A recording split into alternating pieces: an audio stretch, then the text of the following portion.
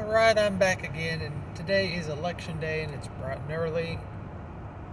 I have way too much blood in my caffeine stream at this point, so you're going to get what you're going to get.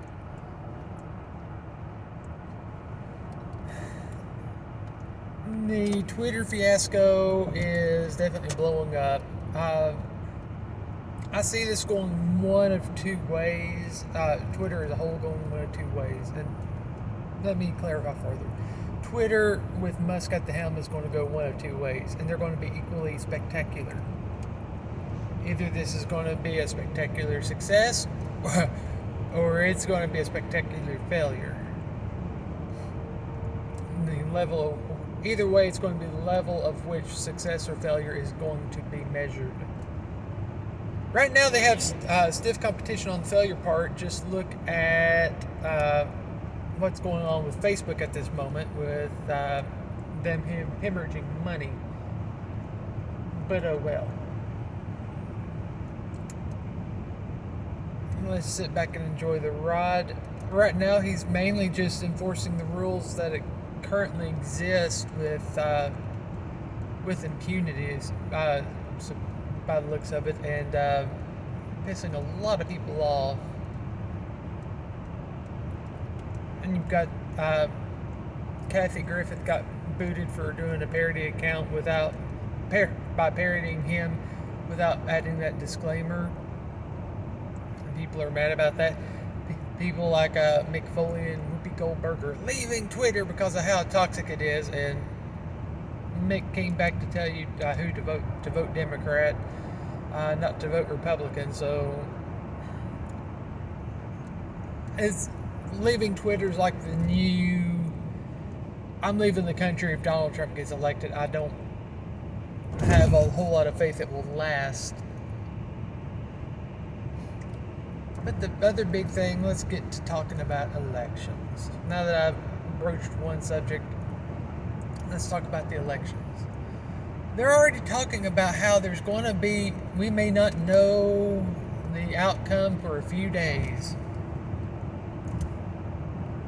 And there are reasons already in place. Links will be below for this. In one case, they're like, oh, well, overvoting. Apparently, it's one of the few places that still use Scantrons for voting. And by the looks of it, America, the standardized testing capital of the world that's been using Scantron and Scantron-like testing means for, well, I'm 35. I started school, 91, 92, somewhere in there. And they were using it for standardized tests then. And this time people still can't figure out how to do it. Apparently they vote for one person, and instead of I don't know if there's no way to erase it or what, but they just mark it out so they can't utilize standardized testing skills that they learn. I mean, how many jokes have you heard about what did you learn in school today? How to take standardized tests. You've heard jokes like that for years. I've heard jokes like that for years. I've made jokes like that before. And we still can't pull that off. And the other point is that they're saying, I think this is actually Arizona, they're like, yeah, we know we have issues, but with all the lawsuits going around, we weren't able to address them in any way over the last 2 years. Do you really know what the issues are? Did you actually, I know I'm a nobody channel with like 5 people that watch, but did you by chance do an audit to know where, like I suggested, to know where your deficiencies are and to come up with ways to address it? Probably not. And you mean to tell me that there were lawsuits disputing the election process, but there was nothing you could do to help do anything to alleviate it going forward? Nothing you could do? Sounds like excuses and inactivity to me. You know, there are times and places where excuses are perfectly relevant. But if you know there's a problem, you know there's a big problem, and you sit on your hands for 2 years and do nothing but make excuses, that's on you, Boudreaux. That's on you.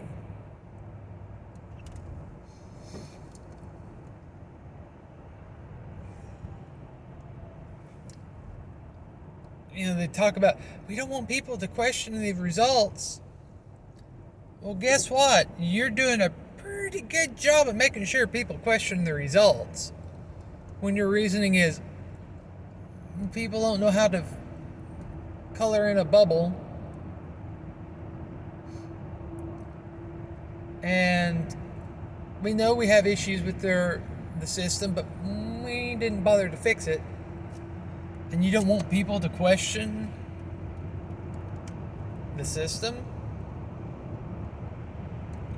Especially when you have, what was it, in Michigan, I believe it was, someone, a voter poll worker was showing people how to vote, and was allegedly showing to only vote for Democrats, and allegedly was even telling people, whatever you do, don't vote Republican, basically saying it was racist to vote Republican.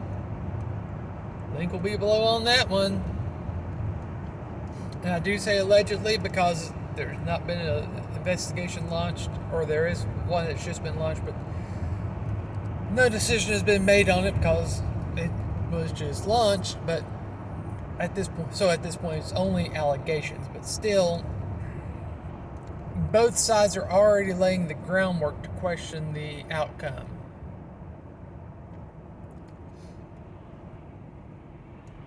And the thing is, one side has a better shot at the other of actually questioning it, because let's face it, if you have poll workers getting caught telling people not to vote for one specific party, if there's one instance of that occurring, there's probably more. We don't know if it was just saying the Republicans are evil and not to vote for them, or if there's a mixture of both. Probably a bit of both, truth be told. But if you have one, there's a good chance there's more.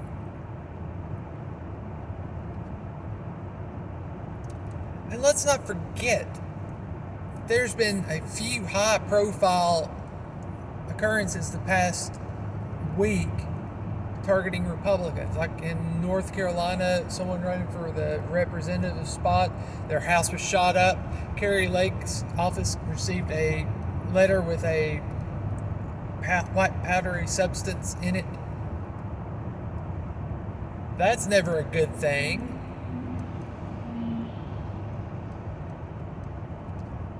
And how about some of the things that's been going on with Lee Zeldman,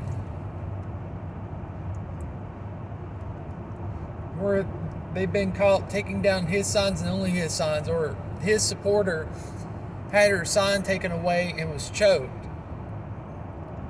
You know, you have a big white man choking what appears to be a minority female, and the media is silent on it. So there is voter intimidation going on. And then let's not forget Fetterman in Pennsylvania. The Pennsylvania Supreme Court's already ruled, hey, you know, if you have absentee ballots come in and they are undated or improperly dated, they can't be counted.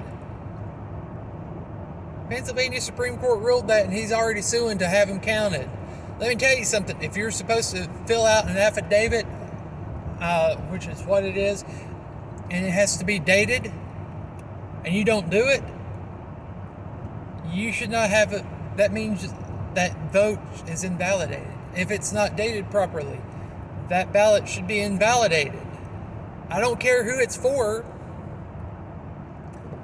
When you have things like that happen, you open the door to question the integrity of the election. The only way to preserve that integrity would be to disqualify that ballot. there are consequences for not being able to follow directions. And yeah, it stinks that, oh, a vote, a constitutionally guaranteed right may be disqualified or thrown out. Someone's constitutionally guaranteed right to vote may be stripped from them. No, they still have that right, but if they can't follow directions, why should it be counted? It's like when people don't bother to mail it until the day of the election, and it shows up days later. After the fact. Should they go back and count that? No.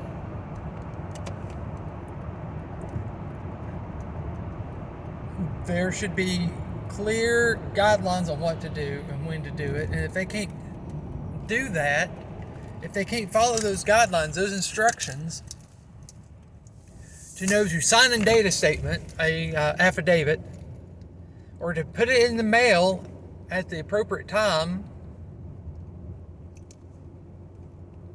so it don't get there in time, guess what?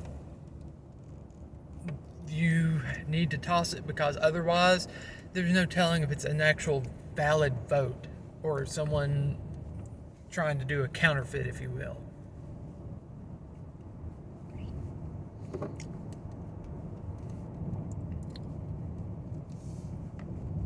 Two years ago, there were questions on the election's integrity in the United States. 2 years. 2 freaking years. Millions and millions of dollars spent on lawsuits. Supposed forensic audits done. All these investigations. 2 freaking years. And what do we have to show for it? The exact same issues that existed before still exist. Nothing has been done to address them.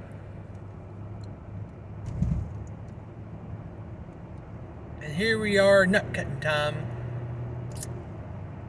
And the only thing we can get is excuses.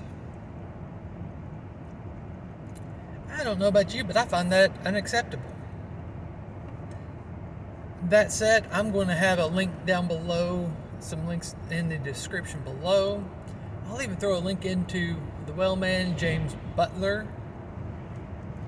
He had an expletive-filled short on an election day that I think is highly appropriate, truth be told. Pretty much sums up my thoughts no matter what. I'm going to get off here and finish my commute to that ever so lovely place I call work.